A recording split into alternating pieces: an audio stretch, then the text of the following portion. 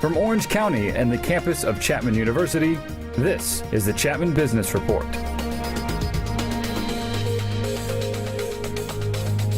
And welcome back to the Chapman Business Report, our weekly look at business, financial markets, and a special focus on the regional economies of Southern California. I'm Pete Weitzner. I head up the broadcast journalism program here on the campus of Chapman University, a couple blocks west at the Dodge College of Film and Media Arts.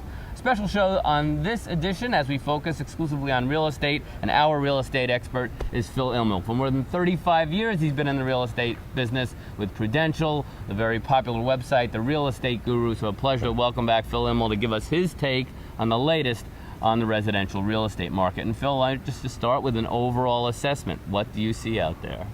Well, this year is starting to parallel very much what last year was. It's actually just a little bit softer.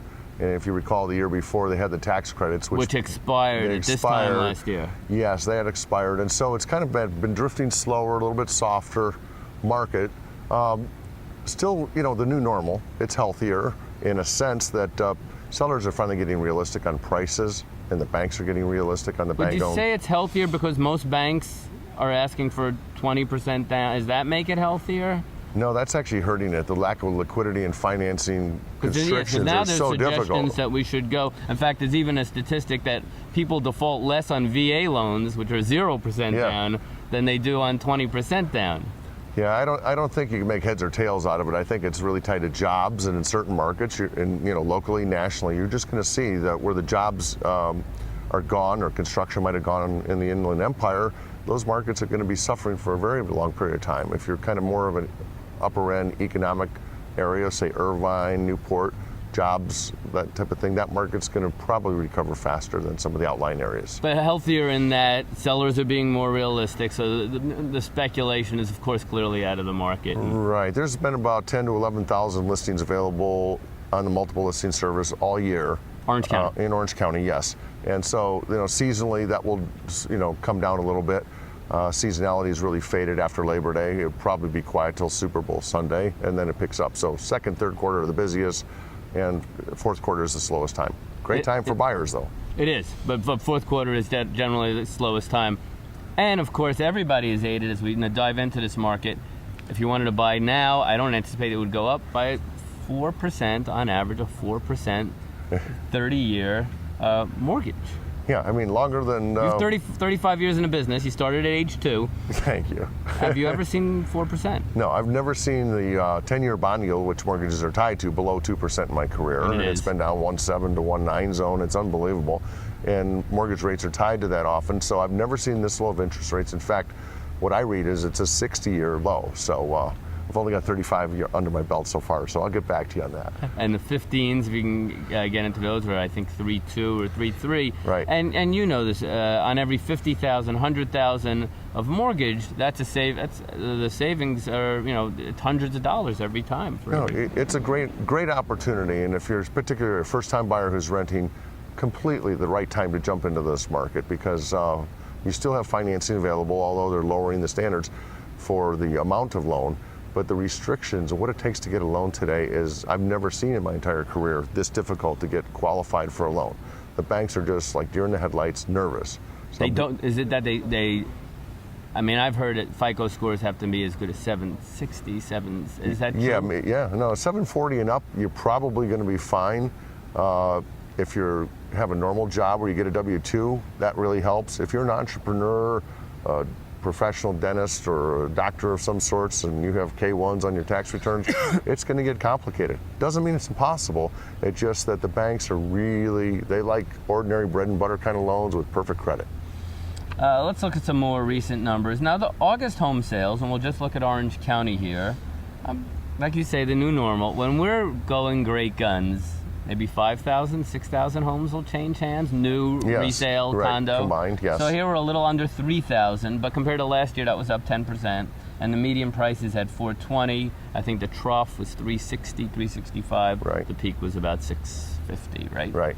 So August, not a bad month. Not a bad month at all, really. And part of that is, again, seasonality. It's prime in spring, summertime, especially where people have needs or kids to put in school. So you still have that traditional market happening. And it should. The trade-up market's evaporated. here's proof to your point that the average time to move a home in Orange County, if it's under $1 million, actually, I think a lot of folks have pulled homes off the market. It's only 3 months. I don't think that's that Yeah, bad. no, that's pretty healthy. That's a big improvement. And that's again where I think the sellers are getting more realistic. It's only taken them 5 years to come to the table and realize it is a new world.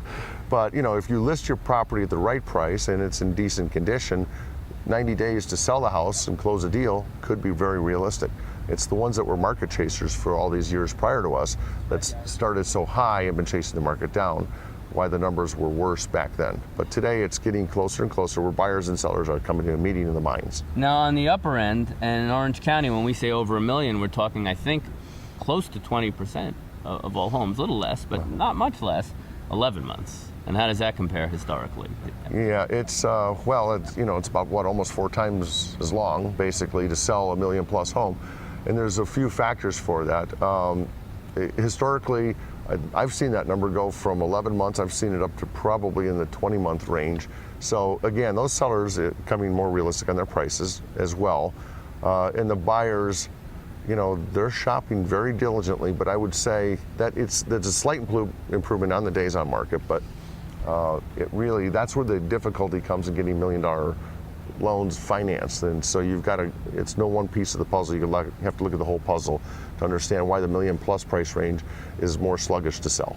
You're competing against, I think, a few things. Obviously, you're competing with the economy and a nervous consumer, which to some extent may not look as a home as a place that they're going to build equity, at least in the short term, anymore. Is that the biggest battle to sell a home these days? The change in perception. I know home ownership has actually dipped a couple of percentage points in this country. Right. And so, the home ownership thing, I think, as we talked last time, was nearly 70%. It was the peak in the United States. 2004, 2000. Right. And so what's happened is we've gone from that peak of, it may get down to potentially, it's hard to guesstimate, but if it goes down to 60% home ownership, you still have people living somewhere, which to me translates to it's a great time to be an investor in real estate, especially even with leverage at these very low rates. They can take advantage of that or pay cash. Many of them, 30% of them almost, are paying cash for these things. But you buy at the trough here and you hold those for 5 or 10 years as an investor, you're going to be in great shape because the rental demand's increasing so much. Rents are going up. In Orange County, they're up about 5%. And the Irvine company's building more apartments. Right. We're going to see a lot more of that type of trend, I think. To what extent do you, and maybe you sell new homes as well? I think you're mostly mostly resale, but resale. we sometimes do cooperate with the with the sales. Because that market remains very soft, and I think for one reason, because there's been a day of reckoning on the resale side, and there's that big gap still on average between a new home and a resale. Right, and I think the reason for that is, first of all, I think most of the builders have not had the financial capacity or desire to go build. It hasn't made a lot of sense because you're still competing with all the REO, bank-owned inventory that's either actively coming through the system or shadow inventory, which is a whole topic I'm sure we could dive into. We'll get to that in a little bit. Here's what's making up the market these days. Assume these figures are accurate. Distressed homes, that's homes that are in foreclosure, or short sales, I think is also included in that. 31%. That's historically, and that's Orange County. I know that figure is double, say, Inland Empire. It can go 50-60% in other locations, yes. Which, of course, helps. Again, we go back to the buyer on the buy side. Yeah. But there's caveats, right? A lot of times these homes, they haven't been maintained. Well, some have, some haven't. It's really the difficulty with the short sale has really been the lenders deciding what to do with them. And they may have a servicing company like one of the major banks or the former Countrywide type of thing. However, they're not the true investor. They may have sold off to a fund on Wall Street, and to get an answer on a short sale it's much better than it was, to be honest with you. It used to be up to 9 months to get an answer. Today, those numbers, I've seen them down into the 45 to 90-day range. So it's improving, but they had to staff up and train tens of thousands of people nationally for the avalanche that's happened. So whereas you might have had to be really patient and know that you're going to have to supply every piece of paperwork over and over again, that situation might be improving. It's improving. It's not quite there yet. Maybe next year. The folks at Case Shiller, which have become in the last couple of years, perhaps because this fella Shiller kind of called the top of the market, they're predicting home values over the next 4 years nationally to only increase on average about 1%. You agree with that assessment? Because I think folks look at that and that makes them nervous. Well, it does. Yes, I do agree with that.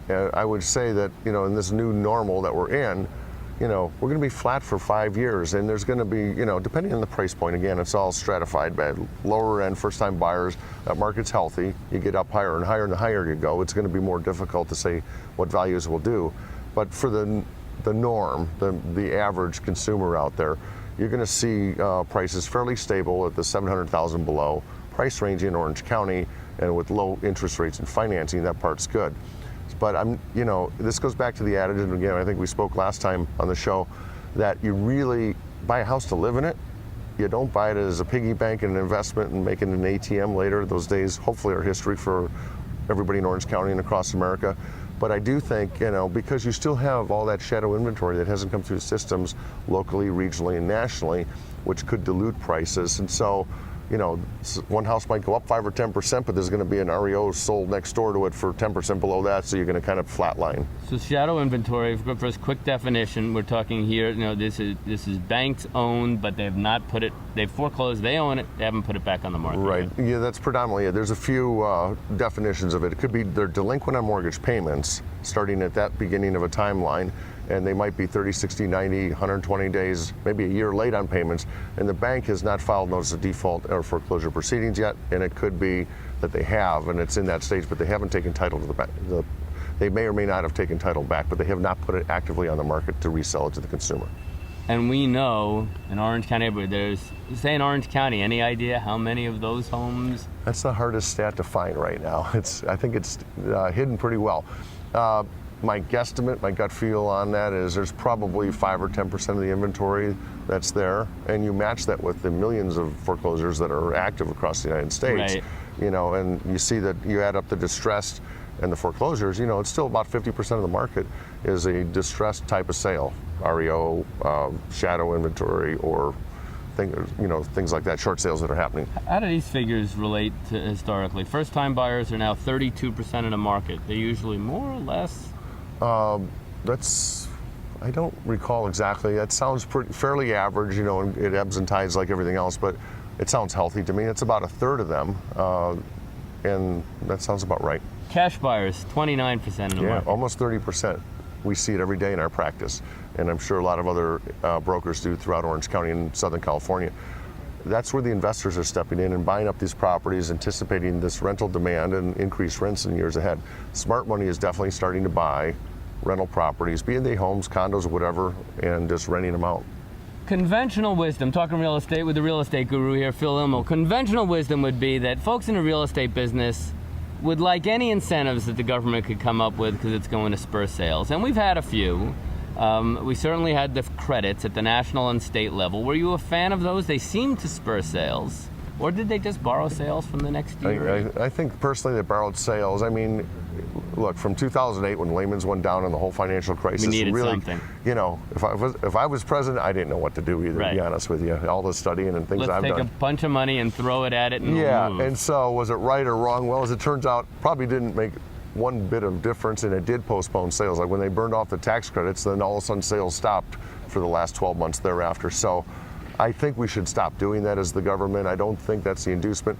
Probably trimming principal balances off of mortgages could be the next solution. If the banks are going to eventually take it as a short sale or REO and lose the money anyway, if they can invent a system that would make sense where the balance on loans go from 600, and if it's really worth 400, get it down there, plus maybe do the loan mod at that rate, hold them in there. I'd probably head more that direction as opposed to using taxpayer dollars to do it. Probably the step before that would be to help folks refi who can't because they're underwater. Because their values are underwater, yes. Right, which they had a mortgage mod program as part of, I think it was separate from the stimulus plan. Right. But that didn't really the HAFA program and things like that, none of that stuff has kicked in. And a lot of people lost their jobs, and so trying to get requalified even at half the payment, they didn't have any income to qualify. So they got, I think loan mods only equated to 7% of the total people that applied for them. So the frustration with consumers is it's like, why go through stacks and stacks of paperwork multiple times and you got a 93% chance you won't get it? So the consumer just said, that ain't gonna work.